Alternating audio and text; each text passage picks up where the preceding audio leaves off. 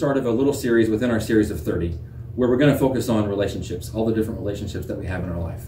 And I want to kick it off by giving you some insight on how to get along with anybody, or at least how not to do it. I'm going to give you a story from my own experience. The golden rule, we've all heard of the golden rule. Right? Do unto others as you want others to do unto you. It's timeless. Everyone's heard of it. Most people attribute it to Christianity, but it really predates Jesus by a lot. Most worldviews incorporate it into their faith system in some way, shape, or form. I first learned the power of the golden rule, not in seminary, but from a marriage counselor. Early on in our marriage, Hannah and I hated each other, like with a passion. And we didn't do any premarital counseling to prepare us for adult life or living together or anything like that. And so we were ready to call it quits. Till death do you part was looking like way too long to wait. But before we did that, we kind of half-heartedly, at least for me, half-heartedly, tried some marriage counseling. And one day, the counselor, exasperated and worn out by us, told us, "You will never get what you need from your spouse by denying them what they need from you."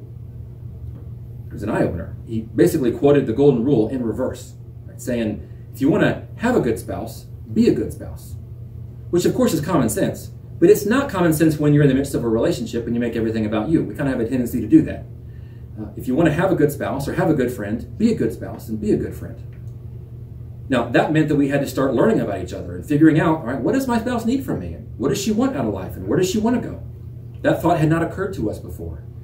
Because up until that point, we were both basically telling our spouse, you need to change and be like me. That's when you'll become right, is when you see things my way. Of course, it didn't work. It never works in any relationship. Nobody wants to feel like a science project, like they're deficient until they're more like you. Nobody wants to feel like they have to change before they're lovable. What we all want is encouragement to be ourselves, like to be who we were created to be.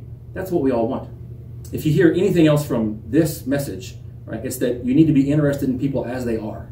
I've been saying all along in this series that you need to be interested in other people. But I want to go one step further and make sure you hear me say, be interested in people as they are right now. Not some future version of them or not a better version of them. Be interested in them right now. Take a genuine interest and ask them questions and lean in and listen and try to figure out who they are and what they want out of life and where they want to go. Just for the sake of them. There's a reason we say dog is man's best friend. Right? Your dog likes you just for your sake. Your presence is enough to make his tail wag. He just wants to be around you for you. You don't need to pretend to be anybody. You don't have to improve and become somebody else. As long as you're you, he wants to be around you. We can learn a lot about that for our relationships. Take a cue from your dog. Be genuinely interested in people just for their sake, and you'll never be without friends. Thanks.